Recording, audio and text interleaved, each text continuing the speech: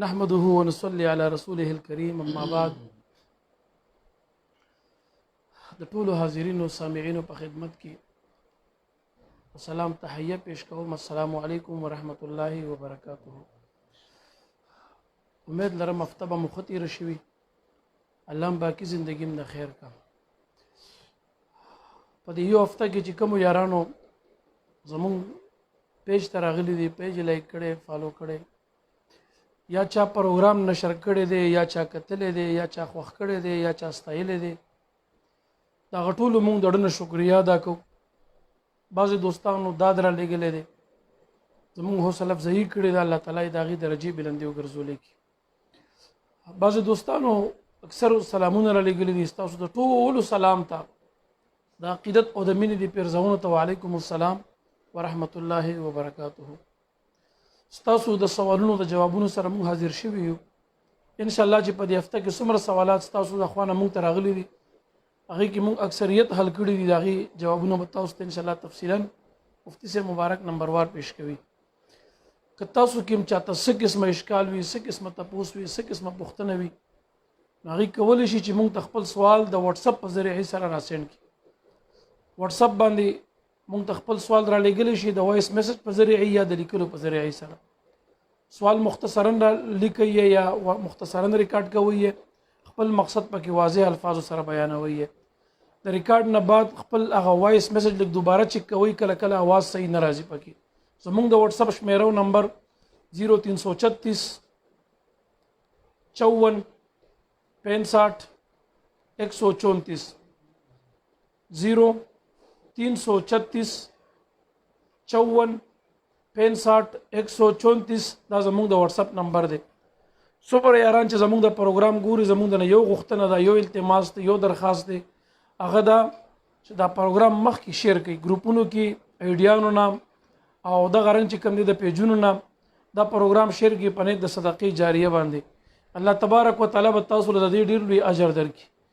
د نن بیان اکثریت سوالات د قربانۍ متعلق دي. تاسو دا خامخا اورئ، د قربانۍ بعضې پیچیده مسایل یا هم او ضروري مسایل به بیانېږي. څومره ناظرین چې یې نو دا اوري چې د قربانۍ د احکامو نه باخبره شي.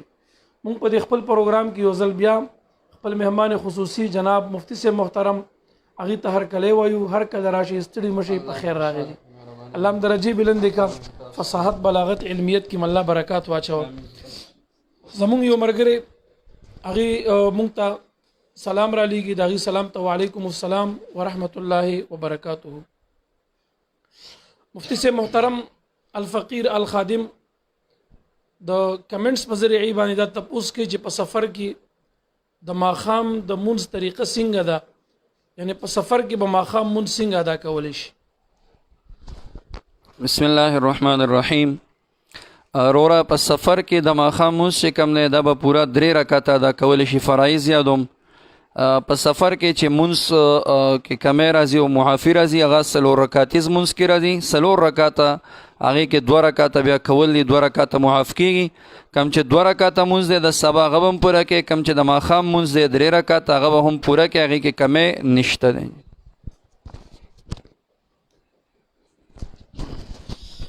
جزاک الله. زمونږ بل یو ورور د بلال خان په نوم باندې هغه سلام را لیږي، د هغې سلام ته وعلیکم السلام. هغې وایي چې ما د یو چا نه قرض اخیستی، اوس هغه کس نشته دی، زه د قرض سره څه وکړم، دا چا ته حواله کړم، د قرض د ادایې طریقه به زما څنګه وي؟ وروره چا نه دی چې قرض اخیستی دی، هغه سړی که مثال نی وفات شوی وي، د هغه اولاد وګوره، د هغه بال بچ وګوره، هغوی ته به د قرض ادا کړي. د هغه نور خپل خپلوان وګوره، هغوی ته به د قرض ادا کړي. او که څوک خپل خپلوان هم نه، بلکل هېڅ څوک هم نه وي، نو بس دا د الله په لار کې بیا څه که دا قرض چې کوم دی هغه خیرات که. جزاک الله. ښه جي، زمونږ بل یو ورور هغې فرمایي چې منصوري رحماني صاحب د کمنټس په ذریعې دا سوال کوي. دی وی مونږ ته د فرض صحیح تعریف،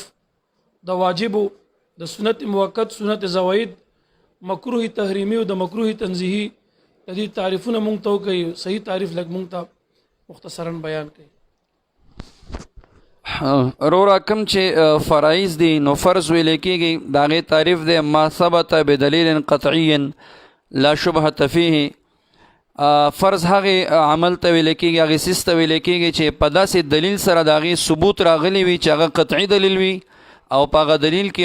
هیڅ قسمه شبهه نه وي، نه د هغه دلیل په ثبوت کې شبهه وي او نه په دغې مسئله باندې د دې دلیل په دلالت کې څه وي شبهه او شک وي. دې ته ویل کېږي فرض. واجب ویل کېږي ما ثبت بدلیل فیه شبهة، په داسې دلیل باندې یو شی ثابت شي چې په هغې کې څه وي شبهه وي، یا چې کم دی د دې دلیل په ثبوت کې شبهه وي او یا چې کم دی په دې دلالت کې څه وي شبهه وي، نو دې ته ویل کېږي واجب. سنت مؤکد هغې عمل د رسول الله صلی الله علیه وسلم یا صحابه کرامو هغې عمل ته ویل کېږي چې نبی علیه الصلاة والسلام مبارک او یا صحابه کرامو هغه په طریقې د دوام او په طور د عبادت باندې هغه کړي وي او بغیر د عذر د عمل پرېښودی نه وي. او د دې اقامت چې کم دی او د دې قایمول دا تکمیل د دین د خاطره وي، لکه اذان شو، اقامت شو او دارنګې د جمع منځ شو، دې ته ویل کېږي سنت مؤکد. او سنت غیر مؤکد ویل کېږي هغه فعل د نبی علیه السلام یا د صحابه کرامو رضوان الله علیهم اجمعین ته چې هغوی نبی علیه السلام یا صحابه کرامو بغیر د عذر نه کړي وي په طریقې د دوام باندې، خو لیکن کله کله بغیر د عذر هم څه کړي وي د پرېښودي وي، نو دې ته ویل کېږي سنت زوائد. مکروه تحریمي هغې ته ویل کېږي چې د هغې ممانعت په دلیل ظني سره لزوما ثابت وي. ممانعت ثابت وي په دلیل ظني سره خو لزوما ثابت وي، دې ته ویل کېږي مکروه تحریمي. دا د واجب مقابل دی او د دې په نه کولو سره په عبادت کې څه راځي نقصان راځي، او د دې کوونکی چې کم دی دا ګناهګار دی. د دې په کولو سره عبادت کې نقصان راځي او د دې کوونکی چې کم دی دا ګناهګاري. اگر چې د دې ګناه حرامو نه کمه ده لیکن بیا هم سړی ورباندې ګناهګاریږي او حرامو ته دا څه دی قریب دی. مکروه تحریمي هغې عمل ته ویل کېږي چې د هغې کول شریعت ناپسند کړي وي، خوښ کړي نه وي، لیکن بیا هم دومره حد ته ناپسندیده نه وي چې په هغې باندې د عذاب وعید راغلی وي، نو دې ته ویل کېږي مکروه تنزیهي، یعنی خلاف اولا ته مکروه تنزیهي ویل کېږي. جزاک الله. دا د فرض او واجب او سنت او مکروه تعریف چې تاسو واورېدو. بل یو ملګری زموږ سیفي کاروان هغې سلام را لیږي، د هغې سلام ته وعلیکم السلام. د کمنټس په ذریعې باندې هغې سوال دا کوي چې په کلمه طیبه کې فرض څو دي، د کلمې طیبې فرایض راته بیان کوي. اروره که چېرته ستا مقصد دا وي چې د کلمې فرایضو نه مقصد دا وي چې یعنی په کومو شرایطو سره د سړی دا کلمه ووایي نو په اسلام کې داخلېدی شي، نو بیا د هغې شرایط دا دي چې سړی په صدق دل سره د باری تعالی د وحدانیت او د رسول الله صلی الله علیه و آله وسلم مبارک د رسالت اقرار وکړي، نو دا سړی څه ګرځېږي مسلمان ګرځېږي. او که چېرته ستا مقصد د کلمې د فرایضو نه هغه فرایض وي چې کوم د تبلیغي حضرات یې بیانوي چې په زندګۍ کې یو کرت کلمه ویل دوی وی فرض ده، او دارنګې د کلمې الفاظ زده کول فرض دی، دریم نمبر د کلمې معنی او مفهوم زده کول فرض دی، او څلورم نمبر دا بل ته رسول فرض دی، او پنځم نمبر په دې باندې عمل کول فرض دی.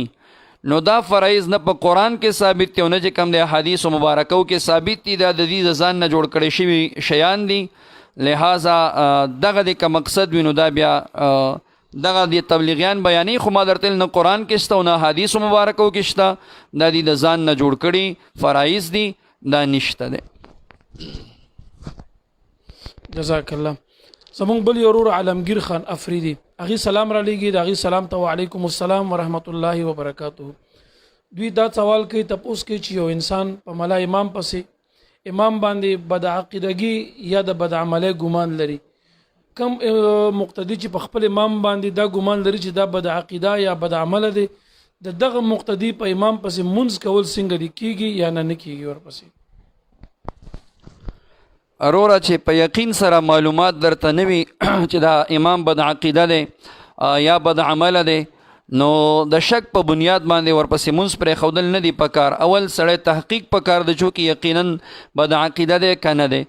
ځکه ظن المؤمنین خیره ما لم یره شره، مؤمنانو باندې د خیر ګمان پکار دی تر څو چې تا ته نه شر کتلی نه وي. نو تر څو چې بالیقین تا ته معلومه شوي نه چې دا مولا بد عقیده دی یا بد عمله دی، نو خیر دی مونځ ورپسې کولی شي. که یقین سره معلومه شوه چې بد عقیده دی نو بیا اجتناب ته پکار دی، بیا ورپسې مونځ کوله نه دی پکار.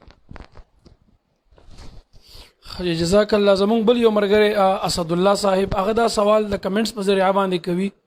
چې غیر ضروري سوالونه کول څنګه دي؟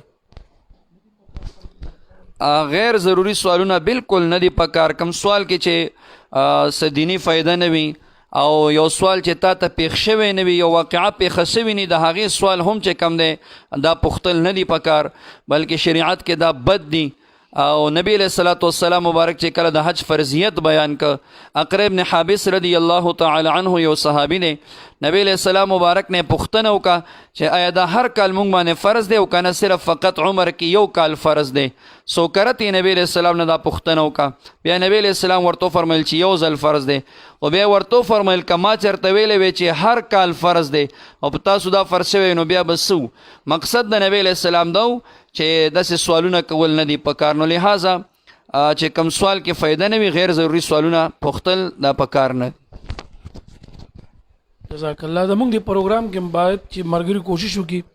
چې بعض غیر ضروري سوالات مه کوي، د هغې پسې نور یارانو ته موقع ورکوي، سوالونه موږ ته بیا ډېر جمع شي او هغه غیر ضروري سوال په جواب باندې زمونږ نه څه ناڅه وخت نه ویشي. نو ښه خبره دا ده چې غیر ضروري عبث سوالونه دا بالکل مه کوئ، کوشش ته نه ځان وکړئ، د بچ کولو ځان ته نه وساتئ. زمونږ بل یو ملګری سلام را لیږي، د هغې سلام ته وعلیکم السلام ورحمت الله. هغې فرمایي چې څوک یو کال قرباني وکړي او بل کال د قربانۍ کولو وس نه لري، قرباني نشي کولی، او بل کال د قرباني ونه کړي، نو دی په دې نه کولو باندې ګناهګار دی، ګناهګاریږي پې؟ اروره کم کس یو کال قرباني وکړه نو داسې نه ده چې د باندې دا قرباني اوس هر کال ګینې واجب ګرځېږي. نه، قرباني سړی باندې واجبېږي اله چې دا سړی صاحب د نصاب وي، د سره نصاب موجود وي، د باندې قرباني واجب ده. نو که یو سړی یو کال قرباني کړي وي، د هغه کال وس وو، را روان کال چې بل کال ته دا سړی بې وسه شو، صاحب د نصاب نه دی، قرباني پې باندې بالکل لازمه نه ده، او دا سړی چې کوم دی ګناهګاریږي نه، کوي نه که نه ګناهګاریږي، خو چې صاحب د نصاب نه وي، او که صاحب د نصاب نو بیا پې لازمه ده، بیا به کوي. جزاک الله. مفتی سے محترم زمونږ بل یو ورور هغې سلام را لیږي، د هغې سلام ته وعلیکم السلام ورحمت الله وبرکاته. هغې د ایډوانس باره کې یو پوښتنه کوي، د دې سوال جواب مونږ مخکې حل کړی دی بار بار، خو دی بیا دا سوال را لیږلی دی. دی وایي بعضې علاقو کې سړی یو دکان په کرایه باندې نیسي، نو هغې هلته بیا هغه 50,000 یا 1 لک روپۍ ایډوانس اخلي. زمونږ په علاقو کې یا بعضې علاقو کې هغې ته لونګۍ ویلی شي. آیا د ایډوانس اخیستل په دکان وغیره باندې دا څنګه دي چې بیا سړی دکان څه مودې پورې وکړي، بیا پرېږدي، هغه ورته واپس میلاویږي هغه ایډوانس؟ نو دا ایډوانس اخیستل دا خو سود کې نه راځي، دا خو سود وغیره نه دی؟ اروره ایډوانس اخیستل چې کوم دی دا جایز دی، اخیستی شي، خو په شرط د دې باندې که دا ایډوانس دې دپاره مثال ډېر ایډوانس ته وانخلي دا دکان مالک، او که ډېر ایډوانس یو سړی مثال دکاندار ورکوي، دا څوک چې دکان نیسي او دې ډېر ایډوانس دی مالک د دکان ته ورکوي دې دپاره چې دا دکاندار دا مالک د دکان ماته د دکان د کرایه کمه کړي. عام مارکیټ کې چې کوم د کرایه ریټ دی د دکانونو د هغې نه ماته کرایه کمه ولګوي. مثال عام چې کوم دی 10,000 روپۍ کرایه ده او دې ماته ایډوانس ډېر ورکوم دې دپاره چې دا کرایه ماته کمه کړي 5,000 کړي، نو دا بیا بالکل سود کې راځي، ځکه دا ایډوانس چې کوم دی دا قرض دی مالک د دکان سره، او په دې باندې د نفع حاصله که د چا چې دکان په کرایه باندې ونیو، د قرض ورکي مالک د دکان ته، او ځان ته په نفع حاصله کا، کرایه ورته کمه کا. او کل قرض جر نفعا فهو ربا، هر قرض چې غزان ته نفع راکاږي نو دا سوي دا سود کې راځي، دغه صورت کې بیا بالکل سود دی. او که مثال کرایه ورته کمه نه کی، کمه ادم اک کرایات اخلي او بیا تینا ایڈوانس اخلي، نو بالکل ایڈوانس اخیستل جایز دی، خو مناسب ایڈوانس، ډیر زیات ایڈوانس پنه اخلي. دا یو قسمه هغه سره هغه امانت او قرض وي نو اخیستی شي تینا. جزاک الله. زمونږ بل یو ورور هغې سلام را لیږي، د هغې سلام ته وعلیکم السلام.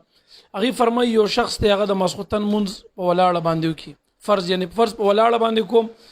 بیا چې سنت او په ولاړه باندې د کې قیام فرض دی دا خو په ولاړه باندې کې که عذر نه وي نو ناسته پکې ناروا ده مونځ نه کېږي بیا پاتې شو د ماسخوتنه سنت نو په سنتو کې که یو سړی کیم نی په ناسته باندې هم سنت کېدی شي بیا چې عذري بیا خو بالکل جایز ده او هر چې وتر دی نو که په ولاړه تا کولی شول نو ګوره وتر هم واجب دی او په دې کې قیام لازم دی خامخا به دا په ولاړه باندې کې نو چې عذر نه وي دا په ناسته باندې کوله دا په کار نه ده ټیک نه ده او دې کې اهمه مسله دام ده چې زمونږ بعضې رونه عوامي نارینه یو که زنانه هغې د ټول کور کار یا د بهر کار سړي چې کم دی ټوله ورځ وکړي بیا چې د مونځ ټایم راشي اکثر چې کم دی دا مرض زنانو کې دی هغوی ډایرکټ کینی او مونځ په ناسته باندې فرض هم په ناسته باندې کوي چې ته ورته مونځ په ولاړه باندې وکوئ نشم کولی نو د کور کار دپاره روغ او مونځ دپاره چې کم دی بیا وی نشم کولی زمونږ فقهاو کتابونو لیکلی دي چې دا فرضو کې قیام فرض دی نو چې یو سړی ته عذر هم وي خو مثال دی چې څومره قیام کولی شي دومره به ودرېږي هغې نه بعد چې ورته بیا عذر بیا دی کینی مثال په طور یو رکات په ولاړه کولی شي څلورو رکاتو کې نو دی به داسې نه کوي چې اول نه کینی یو رکات دی په ولاړه باندې وکړي دا 3 رکاته دی بیا خیر دی چې نشي کولی پروزي عذري ورته دا دی په ناسته باندې وکړي نو وتر واجب دی کې قیام لازم دی که عذر درته نی په ولاړه باندې به کې او که عذر دی حد ته و چې بیخي ودرېدی نه شي نو بیا بالکل په ناسته هم جایز جزاک الله ګوره زه یوه خبره درته کومه د دې بحث نه خارجي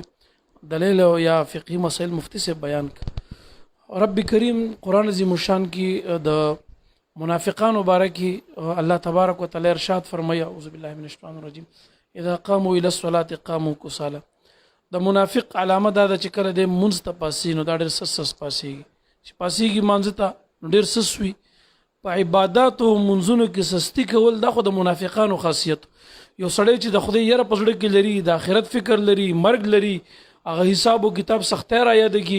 او د منافقانو د علامې را یاد کی نو امید دی چې د الله تعالی توفیق د ولاړې ورکی تا باندې چې دا کوم سستی راځي که د دینه بعد چې محفل وي یا څه خبره وي یا څه خبره وي یا نور څه ګرځېدل یا ګپونو جرو کې ناسته نو کېدای شي ته بیا بالکل چوس چابک وي په مانځه کې در باندې سستی راځي نو لږ آخرت را یادوه سورز ته د خپل نفس سره یا د شیطان سره لږ مجاهده وکړه ریاضت وکړه ځان له زور ورکړه امید دا سستی بتانه خدای پاک وباسي دا په عبادتو کې سستی کول د منافق علامه ده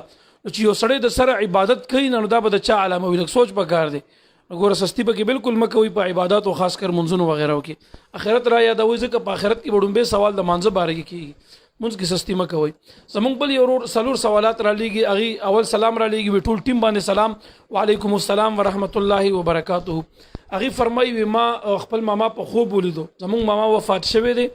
او ما د ماما په خوب کې ولیدو د ماما ما نه مخکې روان دی زه ورپسې روان یم هغه هم ډېرې پاکې سپینې جامې اچولې دي د امام جامې اچولې دي زما جامې شین رنګ باندې دي ماما پسې روان یم هغه مخکې دی زه ورپسې یم د هغه د کور خلک یا زمونږ د کور زنانه ما ته وایي چې تا ډېرې ښکلې جامې اچولې دي هغې زما د جامو صفت او تعریف کوي نو ګوره ماما مخکې دی هغه وفات دی مونږ ورپسې یو یا ته ورپسې نو دا لاره د مرګ ده چې څنګه هغه مخکې په دې کومه لار باندې لاړو دقسې مالم مرګ راتلونکي دی تالم مرګ را روان دی نو په دغه لار د ماما باندې به روان وي تا یو میت په ښه حالت کې لیدو امید شته دی چې الله تعالی هغه ته بخښنه او مغفرت نصیب کړی وي مړی په ښه حالت کې لیدل دا بعض علما فرمایي د دې خبرې دلیل دی چې هغه ته الله بخښنه کړي مغفرت نصیب شوی وي جامې دې صفولې دي ښه حالت کې دي لیدلی دی بهتره خبره ده ځان دې ښه لیدلی دی امید لرم چې تا به د عمل به دې نیک وي دینداري در کې شته دی ستا د دې خبرو نه اندازه کېږي اکثر سوالونه هم ته دغسې کې نو دا ستا جامې یا د عمل پاکوالی دی بعض علما فرمایي جامو نه مراد لباس دی لباس جامو ته لباس ویلی شي لباس نه مراد د کور زنانه دي هن لباس لکم وانتم لباس لهن تاسو د هغې لباس هغې ستاسو لباس نو امید لرم چې ستا د کور خلک هم پاک دامن دي ښه خلک به وي انشاءالله چې خوب تعبیر دی دغسې شو دا ملګري د دوبۍ نه دویم سوال دا کوي مفتی صاحب محترم دی فرمایي وي ما د یو مولا صاحب نه اورېدلي هغې ویل چې په رانجو اچولو باندې روژه ماتېږي که چېرته دا رانجه د انسان تیر شي په حال کې محسوس شي نو دې سره روژه ماتېږي د یو بل چا نه مې اورېدلي هغه ویل چې روژه د رانجو په اچولو نه ماتېږي نو دې دا وایي چې آیا د رانجو په اچولو روژه ماتېږي یا نه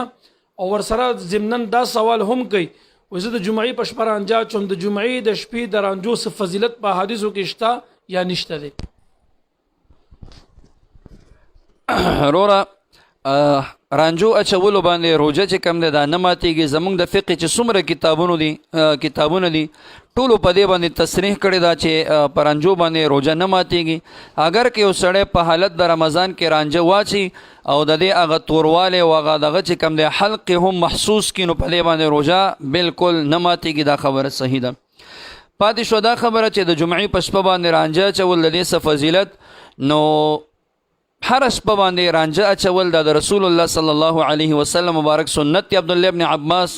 رضی الله تعالی عنه مبارک فرمای چې نبی کریم علیه الصلاۃ والسلام مبارک برانجه د شپې اچول. دا غي وجه دا چې یو خدای رانجه د شپې واچي نو دا پسترګو کې دا ډیر وخت تیروي. دا رانجه چې کم دی د سترګو د مساماتو ته ورننوځي نو سترګو نظر ته دا ډیره زیاته فایده ورکوي. د دې وجه نه د شپې به نبی کریم علیه السلام مبارک څه کول رانجه کول او هر شپه به کول. پاتې شو د جمعې په دغه خاص ورځ باندې د دې فضیلت ما ته خو په حدیثو مبارکو کې نه دی معلوم. والله اعلم. جزاک الله. چې رانجه اچم نو اسمد یا اسمت چې ورته وي دغه رانجه پیدا کړي د سعودیا دغه طرفونو ته ښه ملاویږي. ته خو غالبا دوبۍ کې رانجه دغه پیدا کا حدیثو کې دغه رانجو بیا فضیلت هم ډیر دی. مبارک فرمایي چې دې سره نظرم تیزیږي او د سترګو د پریوتی باڼه د دار ټوکیږي ور سره د سترګو باڼه او باڼو باندې انسان د سترګو خایس راځي. نو ګوره کدا غواړي چې زما د سترګو نظرم تیز شي او دا باڼه رو ټوکیږي ور سره او الله تعالی ماته اجر راکړي نو هر شپه رانجه اچوه. شپه ول مخاص کوه هر شپه په نه د سنتو باندې اچوه. خبره ده کته چې یو شپه خاص کول مونږ ته نه دی معلوم زمونږ په علم کې نشته او که چاته معلوم وي مونږ ته دی خو موږ علم کې اضافي وشي ور سره. مفتي صاحب محترم دغه مرګره دریم سوال دا کوي چې قبر پخول څنګه دی. دا به زه درته وایم چې یاره قبر پخول یو د عوامو دی. دا خو بیخي نه دی پکار ځکه فقهاو په دې تصریحات شته دی. قبر پخول د عوامو خو بیخي نه دی پکار چې پوه شي. هر چې د خواص او د اولیاء الله یا د سلوي علماوي نو که د هغې قبر هم پوخ نه کړلی شي دا غوره بهتره ده. چې پوخ نه کړلی شي دا بهتره ده که چا پرېښودی شي. که یو سړی په دې باندې پخوي نو په دې د بعضې علماو اقوال شته دي. د بعضې علماو چې یاره د اولیاء الله قبرونه داسې د خواصو اخص الخواص یا د نیکانو د قبر په دې نیت باندې پوخ کړلی شي چې د عوامو په خلکو په سترګو کې د هغې څه عزت او امتیاز پیدا شي. عوام ورته په دروند نظر باندې وګوري. د اولیاء الله قبور هغه مراکز د فیوزات او انواراتو دي د رحمتونو دي. په دې خاطر باندې چې یاره خلک د دې قبر ته احترام نظر وکړي ادب ورته وساتي مینه یا د خلک پوه شي چې دا قبر د خواصو دی د عامونه یو ممتاز دی نو بیا خیر دی. خو بیا هم زمونږ خپل چې کوم مشران تیر شوي دي که جناب شیخ صاحب شهید رحمت الله تعالی علیه هغه مبارک بم دا فرمایل وصیت دا کول چې زما قبر م پخوي د قبر د پوخوالي نه هغې ممانعت فرمایلی وو. نو بیا هم زمونږ خپل هم ذوق دا دی رای هم دا ده چې قبر د عوامو خو دې بالکل پوخ نه کړلی شي. که د خواصو قبر دی باید چې هغه پوخ نه کړلی شي. خو که چا پوخ کو نو هغې کې د خواصو جرم او ګناه نشته په اولیاو پورې هغه بیا مه تپئ. او د دې قبر د پوخوالي په وجه بعضې بېادبه خلک په اهل علم کې بعضې داسې شته دي چې هغې بیا د هغې په وجه د اولیاء الله بې حرمتیانې کوي یا بد نسبتونه ورته کوي. نو په هغې کې د هغه ولی الله کوم قصور نه وي دا د هغه چې کوم محبین یا متعلقین یا عام خلک وي هغې به پوخ کړی وي نو دا د هغې قصور دی. نو د اولیاء الله په دې کې څه قصور دی نه په هغه مبارک وصیت کړی وي او نه هغه مبارک دا خوښ کړی وي. خو که د هغې نه بعد زمانه کې چا پاخه کړ نو په هغې باندې اولیاء او مجرم یا د زید اعتراض ګرځول دا بالکل ټیک نه دي. د اولیاء سره بغض او عداوت مه ساتئ. د الله تعالی قهر او غضب او دشمنۍ د خدای ته چیلنج مه ورکوئ. او بل مونږ درته خپله مو ویله چې بهتره دا ده چې قبر د پوخ نه کړلی شي. خو که چېرته چا پوخ کو د اولیاء قبر په دغه نیت باندې چې د عامو قبورونو د هغې امتیاز پیدا شي خلک وپېژني چې دا د یو د خدای تعالی د یو دوست یا د دین د یو خدمتګار یا د یو لوی شخصیت قبر دی نو بیا هم د بعضې فقهاو په نسبت باندې باید چې هغې باندې انکار ونه کړلی شي. زمونږ دغه ملګری بل یو سوال کوي د حوالې په متعلق دی وي ونډې ورته وي یا هونډي ورته وي حواله دی وی دا غیر قانوني دی. په دې سره پیسې لیږل خپل وطن ته سړی لیږي یا خپل کور ته سړی پیسې را لیږي د دې په ذریعې سره اگر چې دا کار غیر قانوني دی 10 درهم کو ډوټي پکې کوي نو د دې په حواله باندې پیسې لیږل دا څنګه دی جایز دی یا نه دی جایز دی. یو چا تنخواه کم وي هغه په سرکاري سطح باندې یا په بینک وغیره باندې پیسې نشي لیږلی هونډي باندې لیږي نو په دې سره پیسې لیږل څنګه دي. د دې سوال جواب موږ مخکې کړی دی مختصرا وورئ. صاحب بهتره خدا د څنګه چې تا خپل ویل چې دا غیر قانوني دی یعنی ملکی قانون د دې اجازت نه ورکوي نو بهتره دا ده چې یو ملکی قانون د کومې طریقې اجازه ورکوي لکه د بینک په ذریعه باندې دا پیسې راولګېدلی شي نو دا به ښه طریقه وي. خو که بیا هم یو سړی د حوالې په ذریعه باندې یعنې د هونډې په طریقه باندې پیسې رالیږي خپل وطن ته نو د هغې د جواز دپاره علماو بیا شرایط لیکلی دي. یو شرط یې دا لیکلی دی چې ته دا هونډې والا ته حوالې والا ته څومره پیسې حواله کړي دی به همدک کومره پیسې چې کم دی تا ته درلیږي دی به تا نه د پیسو د خپل اجرت به تا نه په دې پیسو کې نه کټ کوي. که دغه پیسو کې دا اجرت تا نه مثال خپله مزدوري تا نه په دغه پیسو کې کټ کوله دا کمې پیسې چې ته لیږې بیا دا کار چې کم دی ستا دا پیسې رالیږل بیا روا نه دي ځکه دا حواله چې دوی ته تاسو کوئ دا قرض دی او دا ما مخکې مو ویل چې کل قرض جر نفعا فهو ربا هر قرض چې هغه ځان ته نفع راکاږي دا سود کې راځي دغه طریقه ټیک نه ده. د ده چې کومه مزدوري ده هغه به ورته ته د خپل جیب نه ورکې ورته ووایي چې دا زما څومره پیسې دي دا به پوره په پوره هلته واستئ. یو دویم نمبر دا کمې پیسې چې ته حوالې والا راستئ نو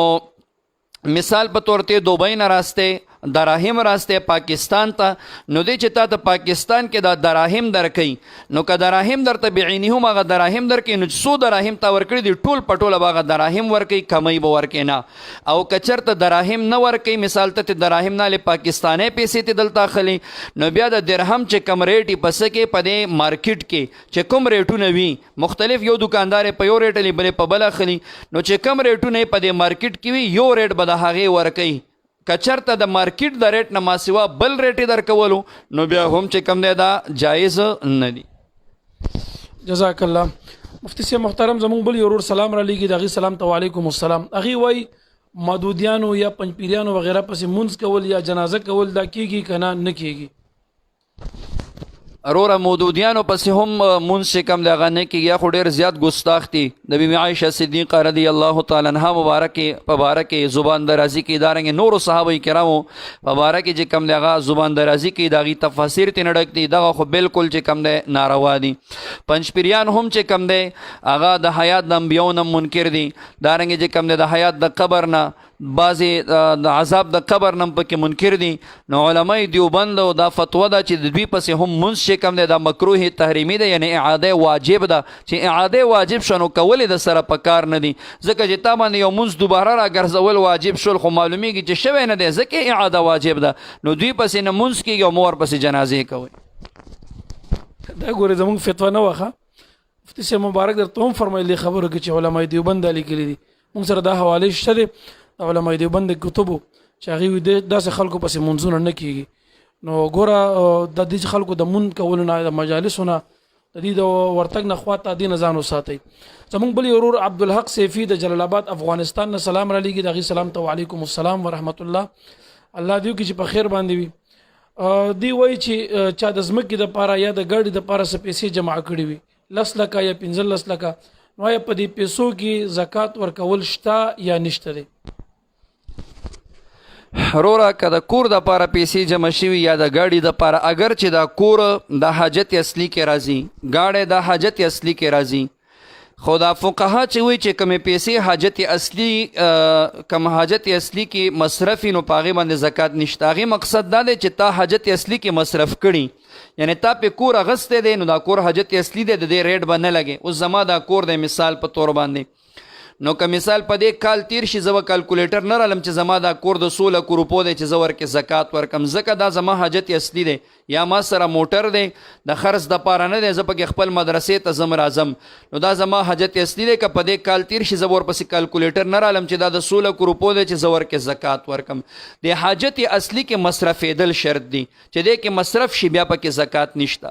او که د حاجت اصلي دپاره یو سړی پیسې جمع کوي لکه ته چې مثال کور دپاره دی جمع کړي یا موټر د پاره دی جمع کړي دي خو مصرف شوي لا تر اوسه پکې نه دي په دې صورت کې بالکل فقهای کرام فرمایي چې په دې باندې کال تیر شو زکات ورکې لازم دی زکات به ورکوي 15 لاک او 10 لاک دا بالکل نصاب تم رسیږي او که کال په تیر شو زکات به ترې نه وباسي. جزاک الله. زمونږ بل ورور حاجی طارق صاحب د بډابیر نه هغې سلام را لیږي د هغې سلام ته وعلیکم السلام. هغې د دعا دپاره درخواست را لیږلی چې زما څه مشکلات دي زه به دعا وکړم تاسو ټول کتونکي هم پې امین ووایي الله تعالی دې د حاجي صاحب محترم تمام مشکلات آسان کړي الله تعالی دې د مشکلات په اسانو باندې بدل کړي غمونه دې خدای په خوشحالو باندې بدل کړي او الله تعالی دې په خپل خصوصي رحم وکړي. زمونږ بل ورور د سریخ مروزونه نبی ګل صاحب هغه سلام را لګي، دغه سلام ته وعلیکم السلام ورحمت الله وبرکاته. هغه مونږ ته دادم را کړی دی، مبارکباد د دې خدمت باره کې پیش کړی دی. الله تعالی تاسو ډېر خیر درکړي، الله درجه بلند کړي، په الله ګران شي. پروګرام ډېر خوښ کړی دی، استایل دی. مفتی سے محترم دی فرمایي چې امام د سحر سنت پرېږدي او صرف فرض وکي، آیا د دې نقصان شته کنه؟ امام د پاره سنت کول لازمي دي کنه پرې خودي شي؟ اورورا کچرته یو سړی ته عذر یو د عذر په بنیاد باندې یو وخت نیم مثال سنت پرېږدي، نو د عذر په بنیاد خو بیا خیر دی. او که بغیر د عذر یو سړی چې کم دی علی الدوام یا اکثرا سنت پرېږدي، نو دا ګناه ده، دا سړی ګناهګار دی. که امام یو که غیر امام دی ګناهګاریږي. او بیا د سبا سنت چې کم دی دا ډېر مؤکد سنت دی. نبی کریم علیه السلام مبارک د ابو هریره رضی الله تعالی عنه مبارک حدیث دی، رسول الله صلی الله علیه وسلم مبارک فرمای تاسو د سبا د سنت کوي، اگر که اسونه تاسو خپل اندې چې کم دی سکی پیمال کی، یعنی د اسونو د خپل اندې مراسي، بیا هم د سبا سنت م پرېږدي، د سبا سنت کوي. او بل حدیث کې نبی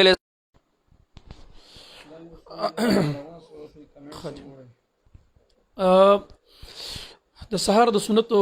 باب باندې مفتی صاحب ډېر ښکلې خبرې وکړي ماشاءالله. د سحر سنت خاصم تاکیدي دي. دی ویل چې امام باندې لازم دي کنه نه دي؟ نه بالکل لازم دي. چې امام عالم دی او د خپل علم باندې عمل نه وي نو امینه بسړې سګیلو کی. امام له ډېر اتباع د شریعت پکار ده، ډېر کلک په دین باندې عمل پکار دی. ځکه چې په قیامت کې به هر انسان نه د علم باره کې پوښتنه کیږي، تعالی ما علم درکړ، تر هغې پورې به د چا قدم هم د خپل ځینو نه خوځېږي، څو سوالات به د هر چا نه کېږي. د عالم نه به دا سوال هم پکې کېږي چې تا کوم علم حاصل کړی په دې د څومره عمل کړی دی. او د نسائی شریف حدیث دی بی حفصه رضی الله عنها فرمایي 4 کار دي چې نبی علیه السلام مبارک به دا نه پرېښود، همیشواله به پې کولو. په هغه 4 کارونو کې یو د دې ذوالحجې د دې 10 ورځو د عبادت او روزي دا پکې خي، یو د عاشوري روزه پکې خي، یو عمل پاغي کې چې کم دی د سحر سنت خي. بی حفصه رضی الله تعالی عنها فرمایي امهات المؤمنین کی راضی د عمر فاروق سے لور دا د نبی علی السلام بیبي وا فرمایي چې نبی علی السلام مبارک به د سحر سنت باندې همیشواله کولو. دا مبارک چرته نه دی پرې خودي، یعنی ډیر تاکیدي سنت دی، پرې خودل نه دی پکار. خج زمون یو بل رور سلام را لګي، دغه سلام ته وعلیکم السلام ورحمت الله. هغه فرمایي چې یو شخص جمعه تراغه امام په جمع ولاړ دی د رکوع کې دی، دا سړی مراغه نیت تړلو چې امام ته رکوع ته ورخته شو، د څنګه رکوع ته خته شو، دغه وخت امام راپورته شو. نو آیا د دې امام سره د رکعت اومندلو کنه نه دی مندلې؟ د دې امام سره د رکعت د مندو طریقه به څنګه وي؟ آیا د دې امام سره په دې رکعت کې شامل دی یا نه دی؟ روره کچرته تا امام په رکوع کې را لاندې کړی وي، یعنی ته رکوع ته لاړې امام هم په رکوع کې وو، تا امام رکوع کې را لاندې کړی وي، نو بیا بالکل دا رکعت ستا زمونږ بل یو ورور هغه وایي چې د ساروي کم اشیاء خوړل جایز نه دي، حرام دي. ساروي کې هغه کم شیزونه دي چې دغه خوراک جایز نه دي.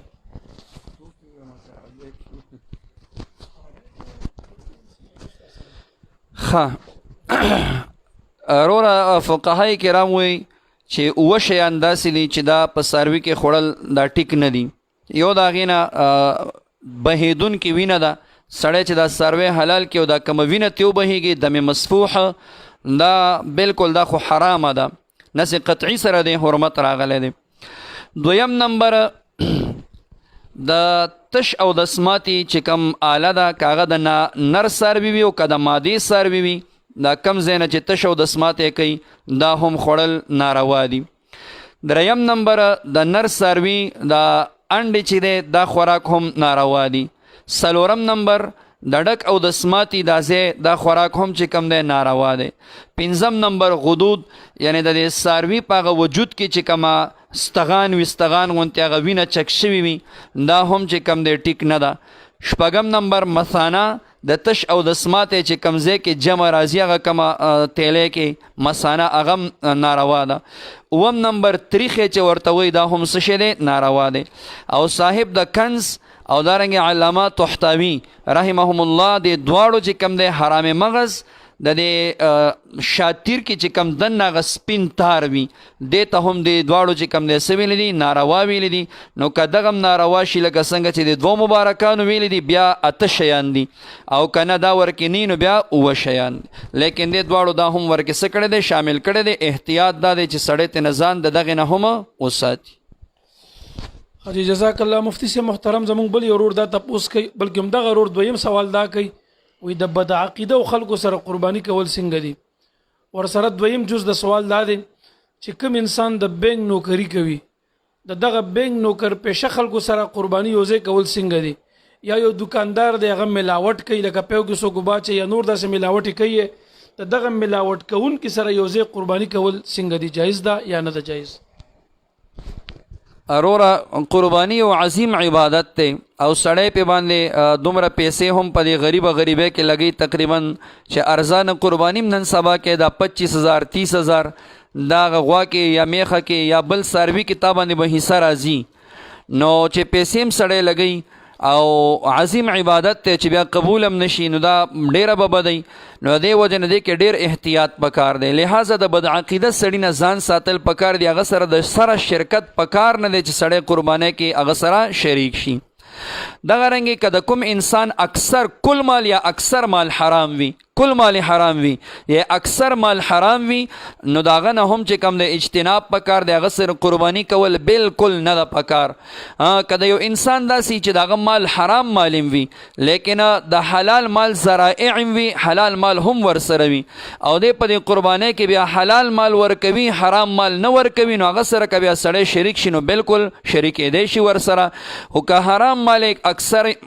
مال حرامي یا کل مال حرامي د هغه سره د شرکت نه ځان ساتل پکار دي ځکه ما درته ویل د قرباني یو عظیم عبادت دی یو خدای کې اخلاص پکار دی که نیت هم په د یو شریکانو کې د یو کس نیت هم د الله جل شانه رضا نه وه بلکې ریاکاري وه یا بل څه مقصد و غوښې مقصد وه نو د ټولو قرباني څه کېږي دا خرابېږي او دارنګې که د یو کس مال ورکې خراب و نو د نورو په قربانۍ باندې هم اثر پروزي لہذا بهتره خدا ده چې سړی ځان ته قرباني وکړي دا ډیره بهتره ده چې لی والا ګډ واخله که د غوا میخې وس دې نه کېږي هغې باندې ځان ته قرباني وکړه او که نه بیا ځان ته دې وس نه کېږي حصه نیسي نو بد عقیدون هم ځان وساته او د کم انسان چې مال حرام وي نو هغې نه هم څوکه ځان وسات. جزاک الله. ګوره بد عقیده چې هر څوک وي هغې سره قربانیانې مه کوئ. زه به تاسو له یو مثال درکړم ستاسو ذهن به دا خبر انشاءالله والي. مونږ تاسې په دې معاشره کې څه خلک بد عقیده دي هغې ته مونږ تاسې شیعګان وایو. ګوره دغه شیعګانو نه مونږ تاسې ټول سنیان نفرت کوو. د شیعه سره څوک هم نه قرباني کوي نه په شیعه پسې مونږ تاسې منځونه کوو. ولې مخکینو علماو هغه خپله غاړه ازاده کړې د هغې حق ادا کړی دی مونږ ته یې ښودلي دي چې شیعګان ګمراهان دي بد عقیده دي په دې کې مختلفې ډلې دي بعضې پکې حد د کفر ته رسي نو لہذا دې سره مونږ تاسې یو هم قرباني نه کوو. دغه رنګ د شیعګانو نه علاوه که وهابیان دي خوارج د دې امت دې سره چرم قربانۍ مه شریک کوئ. که پنجپیریان دي معتزله د دې امت دې سره چرم قربانۍ مه شریک کوئ. او هر هغه څوک چې هغه دا عقیده ساتي چې ارس الله کې مخلوق هېڅ نشي کولی دا عقیده د جبر ده که دا په هر ډله کې پیدا شوه د دغسې قسمه خلکو سره هم قربانۍ مه شریک کوئ. یقین بالله کې قرباني پې خرابېږي قرباني نه کېږي. څنګه چې داسې خلکو پسې منځونه نه کېږي مونږ د علماء دیوبند فتوا درته پیش کا نو داسې د داسې خلکو سره قربانۍ هم نه کېږي. دا یاد ساتئ ګورئ قرباني هم اهم عبادت دی یو فریضه ده یو واجب عمل دی په مونږ تاسې باندې د داسې ګمراهانو سره د شرکت نه ځان وساتئ. زمونږ بل ورور سلام را لېږي د هغې سلام ته وعلیکم السلام د باندې خو ډېره جلتي هم د دی وي اختر کله دی نو د اختر والا دا کمیټونه پوښتنه کوه چې اختر کله دی هغې به د هغې بیا انشاءالله اعلان کوي. خو به هر تقدیر د اختر باره کې دی سوال کوي او مفتی سے مبارک دی دا فرمایي چې یو سړی د قربانۍ اراده کوونکی وي ما د بعض چا نه اورېدی چې دی به ویښته نوکونه وغیره یا ویښته وغیره به نه کټ کړي دا خبره څنګه ده که دا خبره ټیک وي نو تر کوم وخته پورې نوکونه کټ کول یا ویښته کټ کول دا منع دي د دې باره کې دی تپوس کوي. روره د کم کس چې د قربانۍ اراده لري او د قرباني کوي نو دا مسله بالکل ټیک ده د دپاره مستحب دا دي چې کله میاشت د ذوالحجې وخیږي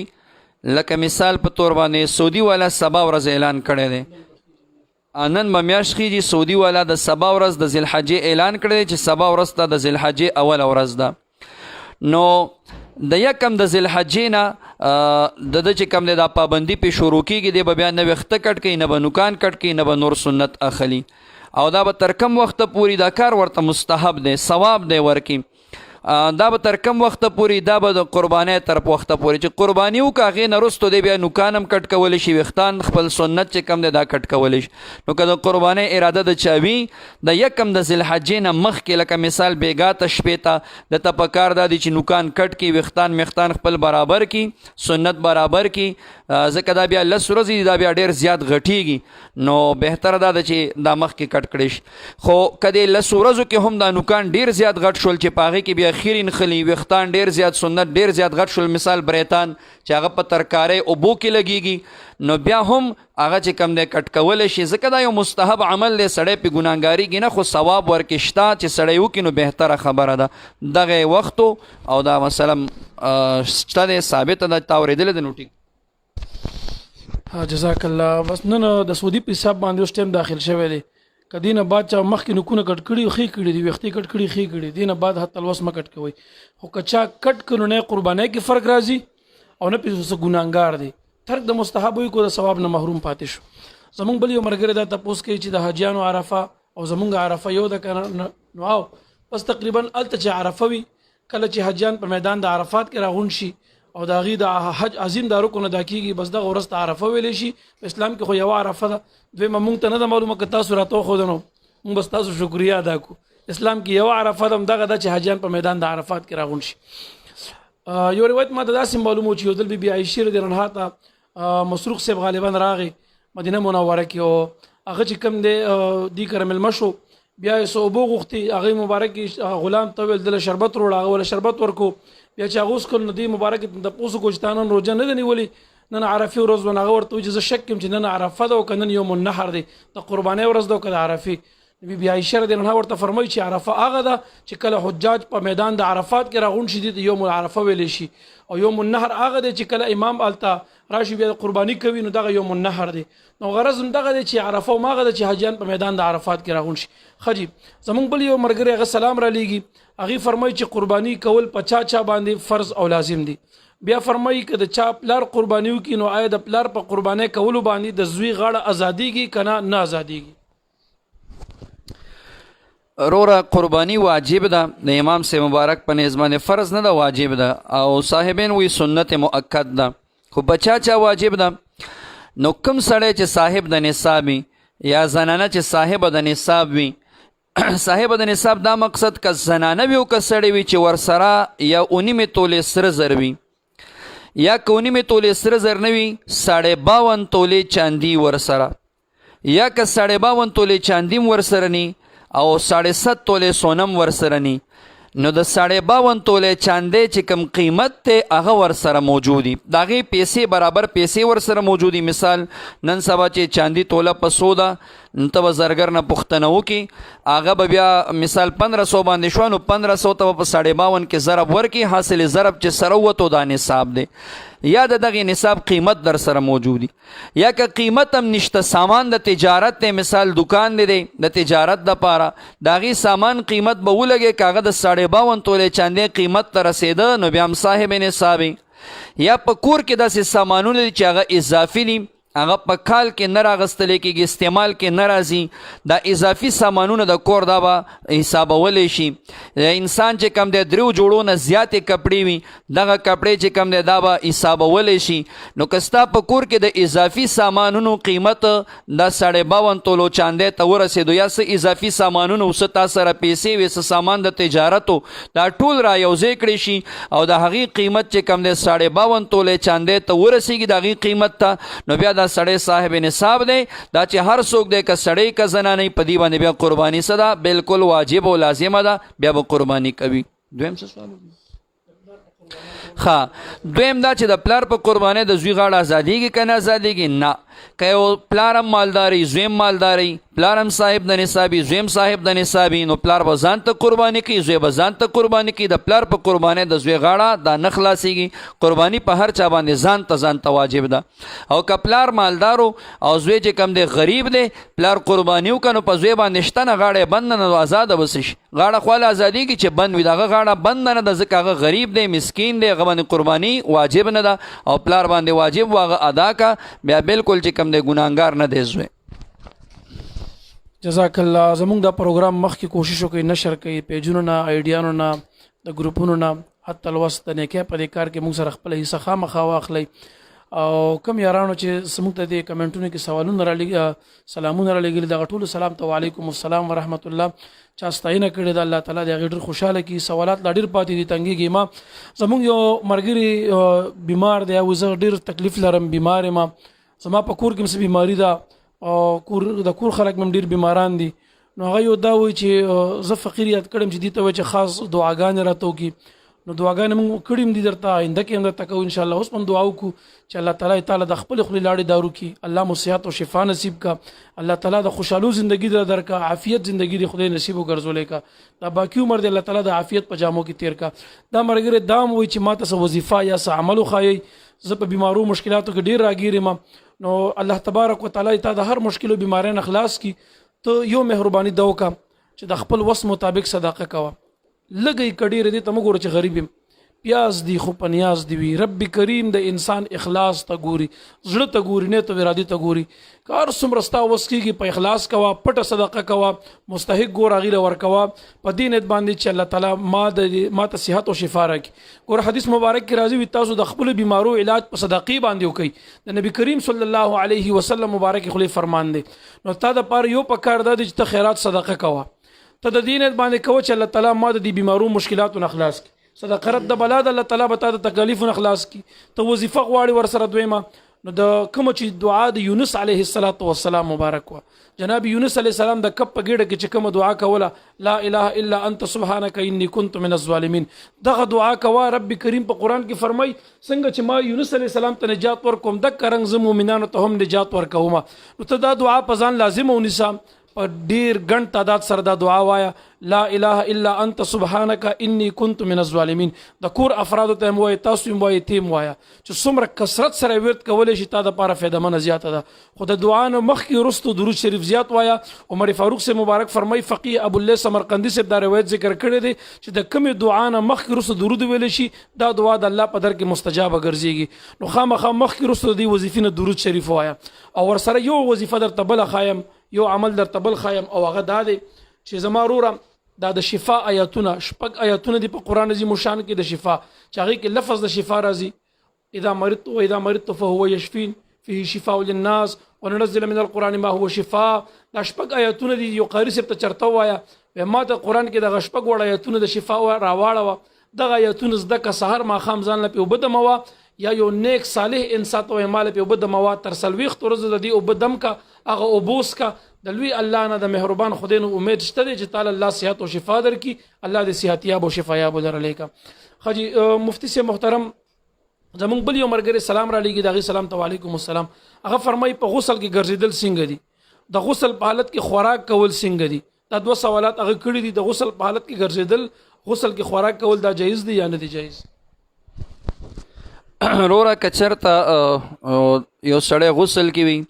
او د مجبورې حالت د مجبورې د وجې دی بیا غسل کې ګرځي یعنی وخت ورته د غسل وستو نیمه لو شوي یا څه عذر په بنیاد باندې دته مثال غسل نه دی وستې څه عذري ورته نو بیا خیر دی که ورکې ګرځي خو بغیر د عذر نه د غسل نه وستل دی کې تاخیر کول دا ټیک کار نه دی بلکې په وخت باندې غسل وستل چې کم دی دا سدي دا په کار دی دویم نمبر په غسل کې خوراک کول دا جایز دی او بهتر دا چې سړی ولمبي بیا خوراک وکړه خو کنه خوراک مثال حاضر او خوراک کې نو بهتره طریقه دا چې سړی خوله کنګال کی او بیا غین رستو که خوراک کې هم کولای شي جایز دی جزاک الله دی نور الزالی کلی دی زمونږ د فقه حنفي کتاب دی هغه د 10 اقسام بیانې چې اصول قسم 10 فرض دی یو قسم واجب دی د بیت الله طواف د پاره او څه اقسام د 10 خج دا مستحب دي مسنون هغه کې یو دام بیانې چې کوم انسان جنوب وي په حالت د غسل کې وي او د خوراک کوي یا اسکاک کوي یا جما کوي د دین وړاندې د لپاره داس کول دا مستحب دی، په مستحسن کار دی، یو نیک کار دی، په دې کې ډیر لوی اجر دی. خوراک نه وړاندې باید ک سړی ته موقوینو باید چې غسل نشي وسته نو داس دیو کې کنه د داس مکم نه وانه بیا خلک انګال ک بیا خوراک کوه. همدا مرګره دویم تاسو دا چې د تمباکو کاروبار کول څنګه دي، ګټه حلاله ده که حرامه؟ یو سړی د تمباکو ګټه را لیو په جمعات کې صدقه پنيت باندې جمعات کې چاندي پنيت باندې ورکی دا څنګه ده، جایز ده کنه ده جایز؟ اروره د تمباکو کاروبار د سمره د دې عصر چې فتاوی دي دیوبندي علماء چې سمره فتاوی دي ټولو لیکلي دي چې تمباکو کاروبار چې کم دی دا جایز دی او د دې ګټه چې کم دی دا حلاله ده، بالکل دا کاروبار کولای شي. نو چې ګټه حلاله شو مسجد کې هم بیا د دې ګټه څه کولای شي، بالکل مسجد کې ورکه که مدرسه کې ورکه نور نیک کارونه پکې نو کولای شي دا استعمال په مسجد کې هم جایز. جزاک الله. زمونږ بل یو مرګره د کوټه هغه د زمونږ د علاقو د غالبا د پاس یوسف خیلو وغیرہ کو سلام را لګي دغه سلام علیکم السلام. او زه په کوټه کې نوکری کوم، التما نوکری کوله الته اکثر مساجد د غیر عقیدو بد عقیدو خلکو دي دی ما بالته غي پسې چې کله به جمعه ته لاړم مونږ به مې کول، بیا مې هغه مونږ ځان لرو ګرځولو، جمع نه بعد زړه به مې نه منلو، ما به هغه مونږ ځان لرو ګرځولو. بیا مې پړ کې راغ چې یاره دا ځان له مونږ را ګرځول دی کې بس ګناوي ګناګاری کوم خو پینانو دی وي ما استخاره وکا استخاره مې وکړه چې یاره دا ځان له مونږ دوباره را ګرځول څه ګناګاری کوم یا نه دی وي زه ګورم چې په استخاره کې ما یا جو جمعه ته بوچت لړ باندې هغه کې بر خلک ولاړ دي جمع ولاړ ده، زه په کې ځان له یوازې ولاړم، یو شخص راشي او ما ته وایي چې یاره تا د پاره دا ځان لمونځ کول د دې جمع نه ډیر زیات غوره او بهتر دي. نو دی وی دا خوب څنګه دی او دا ځان لمونځ کول ما زه خو به ګناګار نه منو به د عقیدو پسې مونځ نه کیږي وړاندې د علماء دیوبند فتوا درته پیش کا او دا ځان لمونځ کول بهتر دي. تا ته ګوره استخاره کې مو خو دی شو په استخاره کې د انسان کم دخل نه وي، دا د الله تعالی د خوانه انسان ته پکې رهنمایي ملاويږي. نو دغه گمراهانو بد عقیدو پسې مونځ مکو دا ځان لمونځ کوه، تا د پاره دا ځان لمونځ بهتر دی، ستا خوب هم په دې دلالت کوي. الله دې خوشاله کا. زمونږ بل یو مرګره قاری عزت الله صاحب هغه سلام را لګي دغه سلام ته وعلیکم السلام ورحمت الله. هغه فرمایي چې تاسو ډیر مشکور یم، تاسو ډیر لوی خدمت روان کړی دی د عوامو د عوام د دین خبرولو لپاره، هغه ډیر شکریا ادا کړی د زمونږ دادی کړی زمونږ حوصله افزایی کړی دا او فرمایي چې الله تعالی تاسو له ډیر اجرونه درکړي. امین. الله دې ستاسو تمام دعاګانې قبول کړي، خوشاله او آباد اوسئ. الله تعالی دې دواړه جهان خسته در زمونږ وروره او دی فرمایي چې ما ته په مخصوص اوقاتو کې دعاګانې وکړي، ان شاء الله خامخا به دعاګانې درته کو. الله دې چرم زمونږ د دعاګانو نه یا د نیکانو صالحینو د دعاګانو نه محروم مکه. الله دې زمونږ تمام د جون دعاګانې ستا په باره کې هم قبول او منظور او ګرځولې کی. زمونږ بل ورور سلام را لګي دغه سلام ته وعلیکم السلام ورحمت الله. هغه فرمایي چې یو دکاندار ته یو گاهک راشي، داغه نه یو سودا کوي، هغه سره دا سودا شته نه، دا دکاندار لاړ شي د بل دکاندار نه دا شیز په 100 روپیا راوالي او بیا راشي د گاهک له دغه شی په 1.5 روپیا ورکي، نو دې کې څه ګناه خو نشته، دا شیز او خرڅول په 100 راوالي په 1.5 دله ورکي، دا څنګه دی، جایز دی یا نه دی جایز؟ اروره کچرته د دې د جواز د پر صورتونه دادي،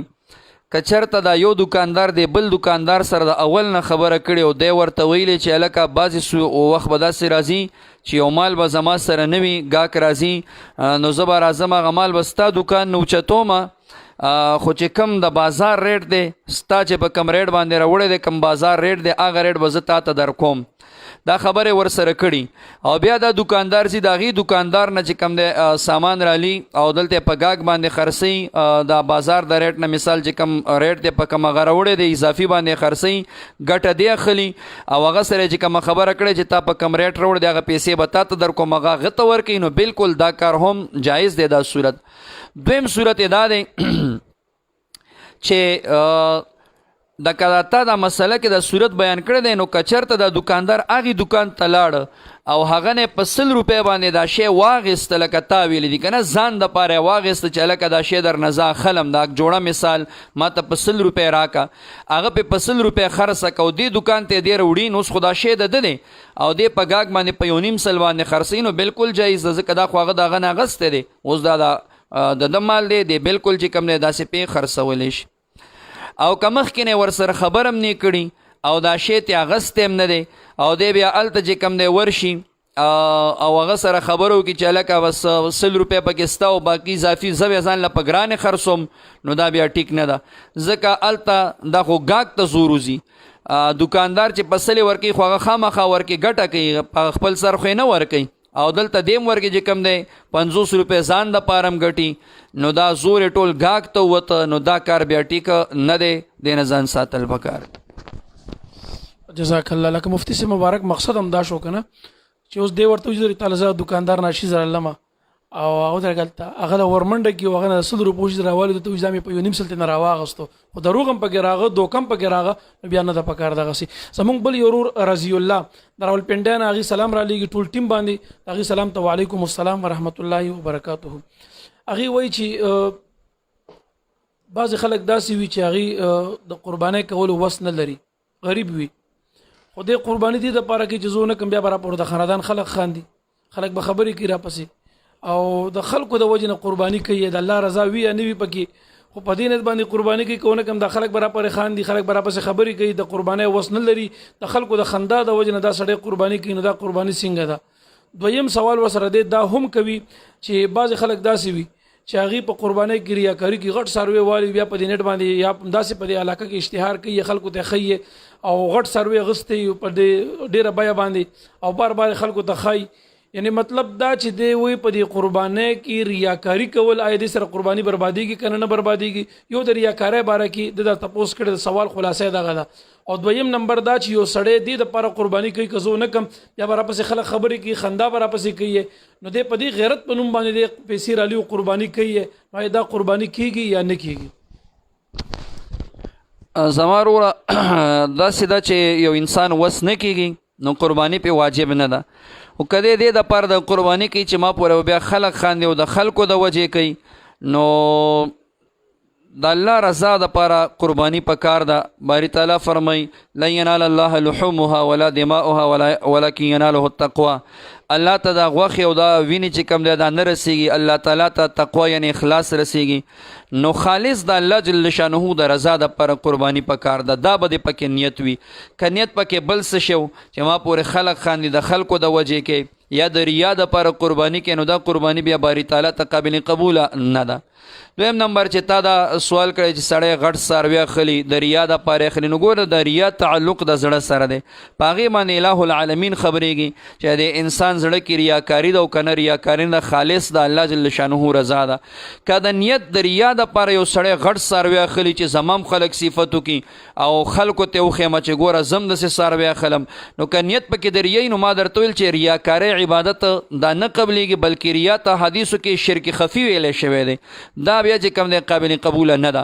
او که نیت ریا نه وي اخلاص د باری تعالی د رضامندګۍ دپاره سړی قرباني کوي نو بیا چې څومره ګران څاروی واخلي نو ښه خبره ده باک ورکې نشته دی اغستې شي کولی شي دا ملګری دویم سوال دا کوي چې یو پلار خپل زوی حق کی یعنی عاق کی او هغه له حصه ورکړي هر څه نه وباسي بیا د غزوی څه وخت بعد راشي یو پلار سره په دې حصه کې شریک کیږي نو یې شریک کېدی شي یا نشي شریک کېدی د پلار په حصه کې څه حق رسیږي بیان یا نه رسیږي ګوره رو اول خدا سیده چې یو سړی پلار عاق کی عاق په معنا د نافرمان سره نو چې پلار مور سړی عاق کی نو د میراث ناول اوزینه ګوره خا دا میراث حق جبری دی فقهای کرام لیکي که یو سړی مور پلار عاقم کی نو بیا هم د مور او پلار د میراث نه وځي که پلار په زوره مباسي وته نشي دی بیا هم د پلار د وفات نه رستو د پلار په میراث کې بالکل د نور ورویانو په شانتي شریک دی خپل حساب دی اخلي اغستېش او کچرته داسې و چې یو سړی پلار عاق کی او بیا ورته پلار حصم ورکی هغه حصه هم ورته ورکي او بیا عاق کی وی باسي د خپل مال نه نو بیا که پلار وفات شوم دغه حال کې نو دی بیا میراث کې حق نشي اغستی ځکه د خپل حق ملو شوی دی او که پلار عاق کړی او بیا ورسره پلار مثال هغه حکم ورکړی او بیا ورسره پلار پخلا شو او پلار ورته ګوتې مو لګولې او ریوستو واپس او دغه چې کم مال ورته ورکړی و هغې واپس ترې واخیستو خپل مال کې بیا شریک کړو نو بیا دی چې کم دی میراث کې څه ګرځېږي شریک ګرځېږي جزاک الله زمونږ بل یو ورور د دې سکیم چوک علاقې نه هغه سلام را لېږي د هغې سلام ته وعلیکم السلام د مولانا نظام الدین صاحب ورور دی هغې وایي چې مونږ اتر وریانو الله دې لري الله دې اتفاق نصیب کړي هغې وایي چې زمونږ اتر وریانو هغې به مونږ مخکې روزګار وغیره څه شریک وو نو مونږ به قرباني کوله یو قرباني مونږ په شریکه باندې کوله دا قرباني ټوټل غوښه به مونږ 3 حصے کوي یو د الله په نامه یو د رشتہ دارو د پاره یو ځان ته هم پرې خو دا اوس چې کوم دي زمونږ 3 روریانو ودونه وکړه او د هر یو ورور د واده چې کوم کالې دی نو شپږ تولې 3 ماسي د یو ورور د واده کالې دی نو دا سوال اوس کې چې آیا مونږ د دې واده نه بعد چې دې سره د کالی راغ اوس مونږ شریکه قرباني کولې شو یا نشو کولې یا به دې ځان له بیل بیل قرباني کوي د دې مسلې له وضاحت را ترا کوي صاحب ما مخکې دا مسله بیان کا کوم انسان چې صاحب د نصاب وي نو په هر سړی باندې بیا ځان ته قرباني واجب ده لازم ده نو تاسو د روریانو سره چې کالې د تقریبا شپږ تولې دا یا به د زنانه وي مهر کې ورته ورکړی دی که نه ستاسو دی که د زنانه وي نو بیا دا شپږ تولې ګوره نصاب د سونې نه دی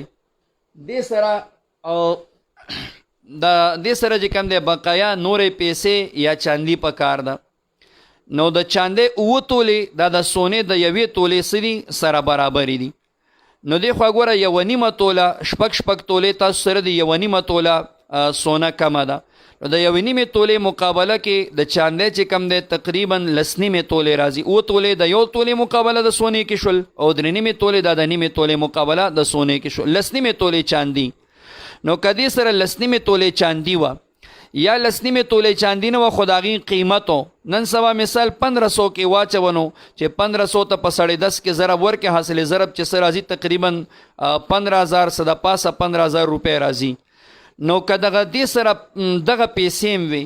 یا پیسې نه وي اضافي سامانونه چې داغي قیمت دغه 10.5 تولې چاندې ته رسیده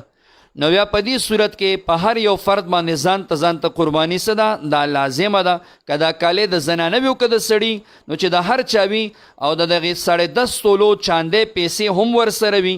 یا پیسې نه وي اضافي سامانونه چې دغه قیمت رسیږي ستا 10.5 تولې چاندې ته ناغه به د سرو سره یوځای شي نو بیا په باندې قرباني صدا لازمه ده صاحب د نصاب د هر یو ځان ته کوي یو قرباني باندې بیا کار نه کوي که ستاسو مقصد دا وي چې زموږ یو سروې راولو لکه غټ سروې راولو او په هغې کې اووه ډیري نسو اووه ورونه پکې شریک شي نو بیا کېږي مطلب د خبرې دا دی چې ګینې تاسو یو ګډ یا چیلې راولئ په هغې کې اووه شریک کېږئ نو بیا دا قرباني جایز نه ده او که تاسو غټ سروې راولئ اووه ډیري پکې نیسئ هر یو ورور پکې خپله حصه نیسي خپله پیسه ادا کوي بیا صحیح ده بالکل کېږي جایز ده پکې دغسې قرباني کول غوره بهتره قرباني هغه ده په دې وخت کې چې سړی ځان له وکړي که په شریکه باندې کې د ټولو پیسې حلال وي د ټولو نیتونه صحیح وي بالکل جایز ده په دې کې څه قباحت وغیره نشته دی دا ستاسو د نن شپې هغه سوالات او جوابونه ستاسو د دې هفتې سوالونه او زموږ د خوانه جوابونه خجیب دا د نن شپې چې کوم د واتس اپ په ذریعه راغلي هغه سوالات حل شو د کمنټس په ذریعه موږ سره 2-3 منټه ټایم شته جمع کې 2-3 منټه دي نو تر هغې پورې موږ کوشش کوو چې یو څو سوالونه موږ د کمنټس نه هم هغه تاسو ته حل کو یو مرګره دا تاسو کوي عبدالرحمن ملنګ صاحب هغه سلام را لګي دغه سلام ته وعلیکم السلام هغه د کمنټس په ذریعه دا سوال کوي چې بچا باندې زنانه سلام واچوي نو دغه سلام جواب ورکول څنګه دي لازم دي یا لازم نه دي اروره که زنانه داسې چې هغه نوجوان وي او هغې اول خو ګوره سړی به زنانه باندې به سلام نه اچوي د خپل طرف نه ابتدا به سړی نه کوي او که چېرته ابتدا زنانه وکړه زنانه سلام واچولو په سړي باندې نو که چېرته دا زنانه نوجوانه وه نو سړی به د دې د سلام جواب په زبان باندې نه ورکوي زړه په زړه دی چې کم دی څوک جواب ورکړي او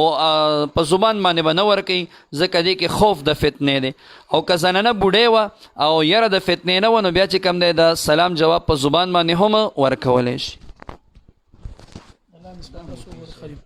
زمونږ یو بل یو ورور بادام ګل هغې د کمنټس په ذریعه دا سوال کوي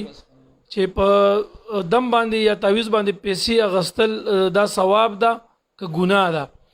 نو د دې باره کې تپوس کوي چې په دم درود باندې پیسې اغستل څنګه دي جایز دي که ناجایز دي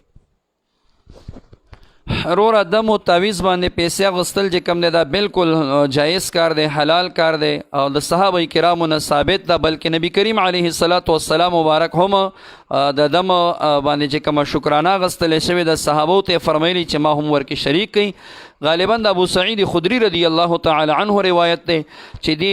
صحابه کرام یوځای ته تلیو الته یو علاقه ولنه ملمستیا غوښتاغي ورته ملمستیا ورنکا بیا د هغه علاقه چې کم سردار او هغه لړم یا یو شي چې چلو دوی تلاله ورته فرمایل چې تاسو کې کم دمګر استا د صحابه کرامو کې یو صحابي چې کم دی ورته فرمایل مونږ درته دم کو خو مونږ ته دومره ګډه راکوي تعین ور سره وکړو یو ریوړو یو غټه رمه چې کم دی د ګړو د ورته یاد کاغي ورتل چې دم راتو کا بالکل مونږ درته دا درکو ادم ورتو کا هغه سردار خشو او دوی ته نه چې کم دی هغه ګډه واغستي بیا چون کې دا مسله اولن په خسوي و نو صحابه کرام ویل چې ودرېګا رسول الله مبارک نه مبختنه نه کړي هغه پر دا نخرو نه تقسیمو نبی کریم علیه الصلاۃ والسلام مبارک ته چرال نبی علیہ الصلوۃ والسلام مبارک ورته فرمایل ما د پاره هم ورکه سو کوي برخو کوي دارنګه د ابو داود شریف په حدیث کې راځي چې بعضی صحابه کرامو د یو قبیله مجنون او لیوانه چې کم د غدم کړو او په دغه دم باندې اوغي ورته سل غډان ورکړو سل غډان نو بالکل دم باندې تعویذ باندې چې جایز تعویذ وي او قرآنی آیتونه ورکه یا ماثور او منقول دعاګانی ورکه بالکل پاغه باندې چې کم د پیسې غستې شي د کې څه قباحت نشته جزاک الله زموږ یو مرګره مولانا صاحب دی هغه وی مال یو کس غیر مقلد او یو اهل حدیث او هغه سره ملانجر هغه چې په تعویذ باندې تاسو پیسې تاسو د قران آیاتونه خرڅوي دا خو تاسو قران خرڅوي ما ورته ته امي کته مولای وی هغه ته جزو می سړی مې کا می سړی دا میانه جواب درکم ک مولای چې د مولا په زبان در سره خبرې وکم وی هغه ته جزو می ما ورته چې په دې کیسه خانه کې د اهل حدیث کوم دکانونه شته د کتابونو والا چې کتابونه خرڅي ورته وي چې او مکتبه مشته دي امه چې په سعودي عرب کې شته ورته وي چې خړې دي امه چې تاسو قرانونو سلامت قران خرڅوي هغه جایز دي ظالمانو کوم دعا یا تولیګ وا خرڅو هغه ناجایز دي دا څوک چې ورته ناجایز وي د دې مکتبین په دې کیسه خانه کې شته دی وی تاسو قران خرڅوي تاسو په قران پیسې علي نو دې خرڅرو ته وای مونږ دعایات تاخلو خرڅوي هغه باندې پیسې له ګناه ده او تشپک زره شپک سو شپک شپیتا یا ته خرڅه بدبخت نه دا د کم زینه جایز وګرځیدل ته بالکل او دا ظالمان خپلم کوي پیسې په اخلي به هر تقدیر زمونږ بل یو ورور محمد عدنان هغه یو سوال دوه درې ځل په کمنټس کې کړی دی هغه وی مولوی صاحب زما سوال دا دی چې نن سبا جاب او ملازمت چې دی هغه ته بعض خلک ټیسټونه ورکوي اپلایان کوي خو اکثر خلک داسې وي چې هغه په 2 لک 3 لک روپیا باندې هغه پوسټ واخلي نو آیا یو ښه انسان یو ښه سړی د داسې حالاتو د وجې نه یو پوسټ په پیسو باندې ځان ته اخیستی شي یا نشي اخیستی رورا کچرته د ښه سړي نستا دا مقصدی ګنا چې دا سړی د دې جاب او د دې پوسټ قابل دی یعنی د کې د دې صلاحیت شته دی او د دې قابل دی د دې سیټ لیکن د رشوت د ودې چې خلک رشوتونه ورکوي او ناقابل خلک هغه ځای ته رسیږي او دا قابل سړی چې د دغه سیټ قابل دی هغه ځای ته نشي رسیدی نو بیا بالکل بعضې علماو لیکلي دي چې په دې صورت کې که رشوت ورکې د خپل حق د حاصلولو دپاره نو په دې صورت کې ته نه ګناهګار هغه څوک چې اخلي هغه څه دی ګناهګار دی بیا ورکولی شي زمون یو ورور محمد عمران د تیران هغه سلام را لګي دغه سلام ته وعلیکم السلام ورحمت الله وبرکاته زمون بل یو ورور هغه اخونزاده عادل صاحب هغه وایي چې د نوکرۍ د پاره ماته یو خو وظیفه وخی نو تاسو له پکار د چې استغفار وایي استغفر الله ربي من كل ذنب واتوب اليه دا استغفار ورد ډیر کوي د ورځې 313 مرتبه دا خامخا وایا دا پزان لازم وګرځوا الله محبوب فرمایي چې کوم انسان استغفار پزان لازم کی الله ورته من حيث ولا يحتسب روزي ور کوي دا سه خوانه به مخ پرانست شي چې تاسو به خیال خاطر او ګمان کیم نیوي نو خجی تاسو خامخا استغفار وای د کوم مرګورو سوالات چې پاتې شو په کمنټس کې ان شاء الله غبر روان درس کې ابتداء حل کیږي باقی زموږ ټیم پوره شوی د مانځ ټیم د جمع ټیم د جماعت نو موږ تاسو نه د اجازت اغستون وړاندې بیا هم دا وایو چې زموږ د پروګرام چانی شیر کړي د ثواب پنيت د صدقې پنيت باندې شیر کړي موږ سره پدې کې تعاون کوي کچا پیج نه لایک کړي پیج لایک کړي د ګروپونو کې دا شیر کړي اډیانو نه پیجونو نه دا شیر کړي الله د پاره کې دې چې چا په د دې په اوریدو باندې زندگی بدل شي څوک په یو مسله عملو کې تعالی هم خدای اجر در کې مال هم خدای اجر راکي بل دا دی چې تاسو به مونږ کوم اعتماد کړی دی کوم سوالات مور لګل دي مونږ هم د ثواب او د دین د نشر او شهادت د مقرره کړی دا مونږ تاسو د ټولو د ډنه شکریا ادا کوو او ورسره که تاسو کې د چا کم قسم پښتنه دینی وی اسلامي وی نو هغه کولای شي چې مونږ ته د واتس اپ په لار باندې خپل پیغام رولېږي د مونږ د واتس اپ نمبر چې دی 0336 54 65 134 یعنی 0 3 3 شپږ 15 څلور شپږ 15 1 3 څلور 0 336 5465 دا زموږ د ټلیفون واتس اپ نمبر دی. په دې باندې موږ خپل وایس میسج په ذریعه یا د لیکلو په ذریعه خپل پیغام را لېږي، میسج را لېږلی شي. خپل میسج باندې نظر ثانی کوئ، خپل مقصد پکې ظاهروي. ان شاء الله آینده درس کې به تاسو د هر سوال جواب د حوالې سره د مطمئن ان شاء الله تاسو مطمئن اوسئ د حوالې سره مدلل جواب به ملاويږي. تر روان اتوار شپې پورې موږ تاسو نه اجازه غواړو. د لوی الله پامان. السلام علیکم ورحمت الله وبرکاته.